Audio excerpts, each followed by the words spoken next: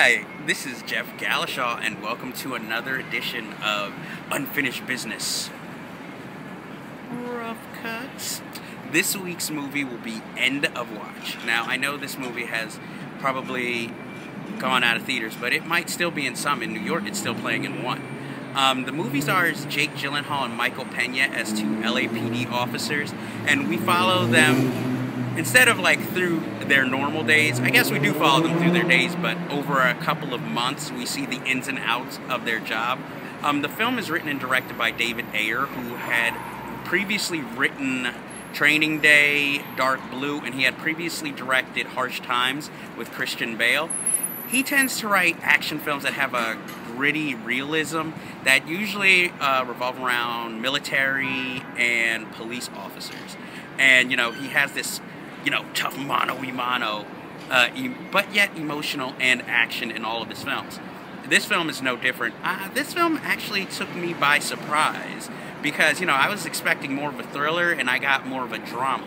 And it's actually very inventive with its conceit because we do see the day-to-day challenges of their job and get glimpses into their personal life, but their personal life doesn't take over. And what I liked about it was that through the job and their camaraderie, we kind of get to learn about the characters and get used to them.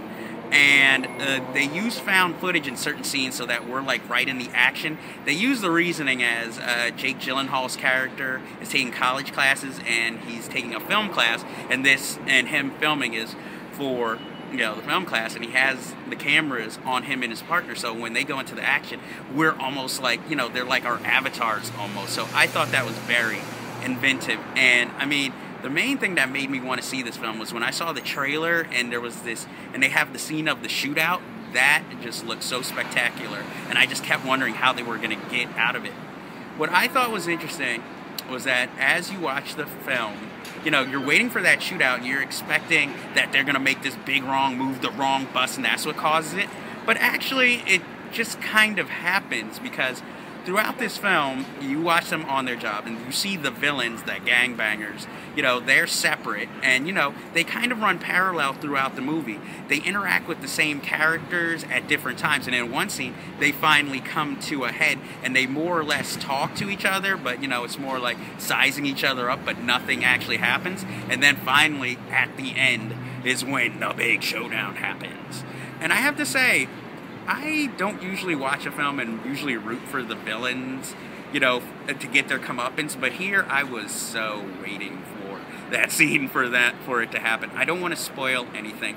I will say I understand why they went with the ending they did, kind of a bleak ending, but then, put a little happiness to kind of, even out so you don't leave the theater depressed. But I thought if they would have just kept the bleak ending, that would have been best. And it also has one of the most ridiculous death scenes in a film. I'm not saying who, but it's sort of like if you ever saw the movie Street Kings with Keanu Reeves and Terry Crews. When Terry Crews gets murdered, the movie revolves around, I'm not spoiling anything, Street Kings. Trust me, it's not worth that watching either. But, his murder scene is just so ridiculous and over the top, you just can't help but laugh, even though it is brutal. And this film is definitely brutal. In fact, even one scene I found a little ridiculous where one of the gangbangers, one of the black gangbangers, African American, is talking about how cops just go around wanting to kill black people for nothing, whereas, I find it kind of ironic considering they're gangbangers, and it seems like they're just going around shooting their own people, black people, for pretty much money, drugs, and property they don't own. So I don't know if that makes me a self-hatist or just somebody who hates my race, so be it. But I'm just saying I found it very ironic and funny, and I love my people. But I have to say I would definitely recommend this film. I don't know if I'd say get it for the home library, but it is a great rental, and you should definitely seek it out. And that does, let me give it a grade. I would give it actually surprisingly a B+. It's one of the better popcorn movies I've seen this year. If you like shows like Adam 12 and or Southland for a little more modern taste, you'll definitely enjoy this film.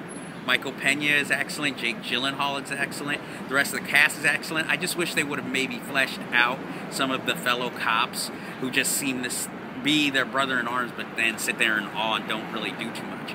But I definitely highly recommend this film.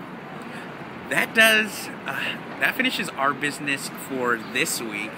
But as you all know, there is much more unfinished business out there. But before I go, don't forget, you can check other videos and other reviews on the Cinephiles Facebook and YouTube page, and also the Unfinished Business TV Facebook and YouTube page. Please, we need the hits. And I really would like some feedback. Let me know how I'm doing. Let me know if I can change anything. I am a man of the people.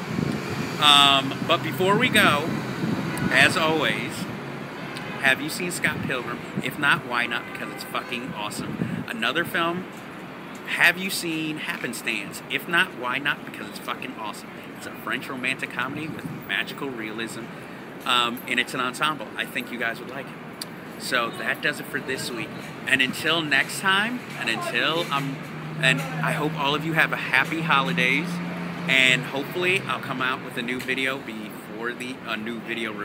before the end of the year. If not, Happy New Year if we aren't destroyed by the 21st.